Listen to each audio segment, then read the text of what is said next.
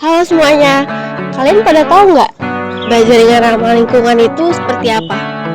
Nah, saat ini saya dan teman-teman saya sedang berada di jembatan Texas UI yang menghubungkan antara sastra dan teknik. Nah, kalau teman-teman mau tahu jaringan yang ramah lingkungan itu kayak gimana, tolong sampai habis ya. Nah, jadi di sini merupakan salah satu contoh struktur jembatan yang menggunakan baja.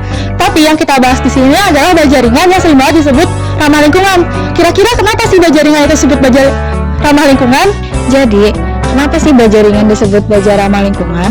Karena baja ringan dapat mengurangi penggunaan kayu, di mana dalam pengambilan kayu sering sekali melakukan penebangan liar. Jadi, baja ringan itu mengurangi penebangan liar dan juga mengurangi limbah. Selain itu, penggunaan baja ringan pada saat konstruksi juga menghasilkan limbah yang sedikit, dikarenakan pada proses pembuatannya, baja ringan sudah dibentuk sesuai dengan ukuran yang diinginkan. Berikut adalah contoh gambar dari baja lingkungan.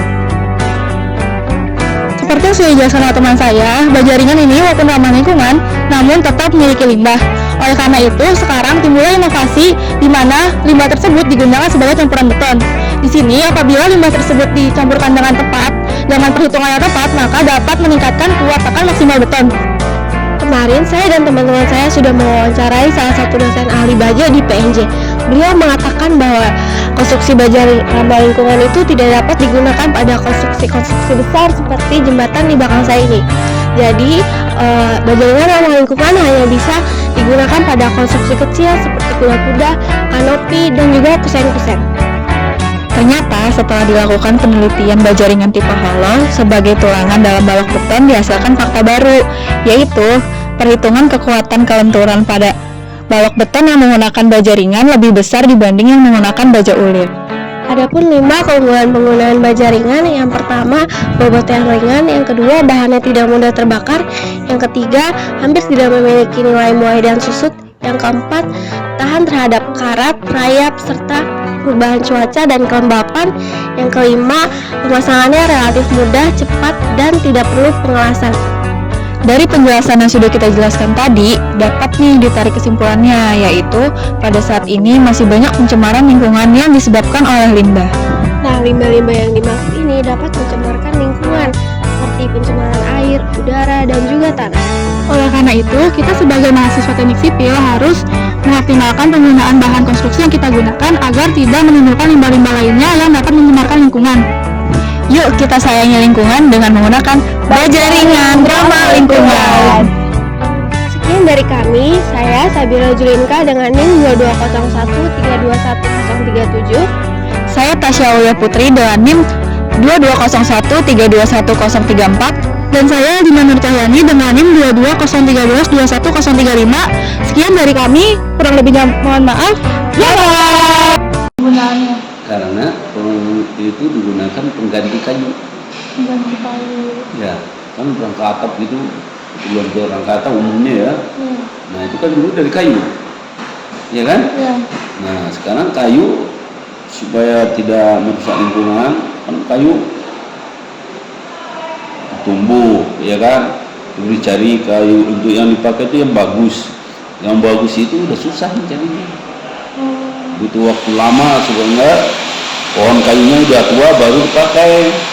Nah kan sayang dipotong-potong dibuat yang lain gitu. Jadi sebagai pengganti kayu itu maka Diganti baja ringan. Nah, baja ringan. Jadi itu sebenarnya ramah lingkungan. Dia tidak merusak alam, ya kan? Mengurangi penebangan pohon.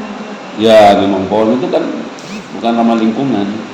Iya, terus pohon banyak, pohon kan enggak bentuknya itu tidak sama. Yang bagian bawah, bagian atas kan beda ininya, ukurannya kan, terus kekuatannya beda juga. Nah, itu kan kalau dipakai ini banyak terbuang.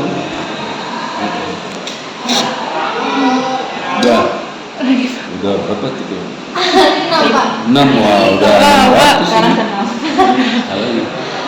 Kira-kira di mana kita bisa menerapkan konsep baja dengan Kan di konstruksi rumah biasanya. Ini konstruksi, ya. Tinggal. Konstruksi. Biasanya orang buat buat pabrik, itu kan buat rumah, ya.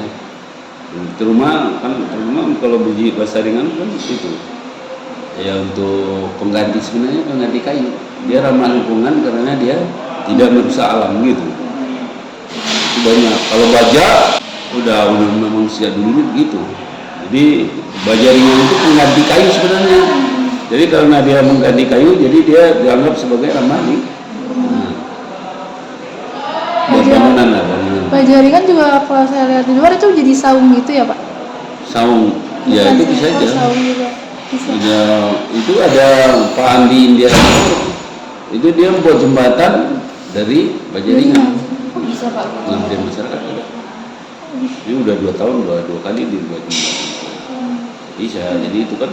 Tapi memang banyak bahannya karena mutunya kan beda dengan baja biasa ya. Nggak bisa gede gitu. Konstruksinya nggak bisa gede gitu. Jadi kan bisa dipakai di proyek-proyek. Besar gitu ya. Pokoknya yang menerima beban berat besar, bentangan besar, ya itu baja ringan tuh belum ada diterapkan. Lalu kira-kira ada nggak Pak? Hah? Keunggulan signifikan penggunaan baja maling dibandingkan biasa? Kayak selain dari Bisa ya. Kamu kemana? Katanya pagi. saya jam 9 kesini Pak. Hah? Jam 9 kesini tadi. Baru ngajar. Dilihatin nih kamojanya itu. Udah ketemu berapa kali? 5 kali ada kali. Ya udah tunggu sebentar ya. Nggak lama kan ya?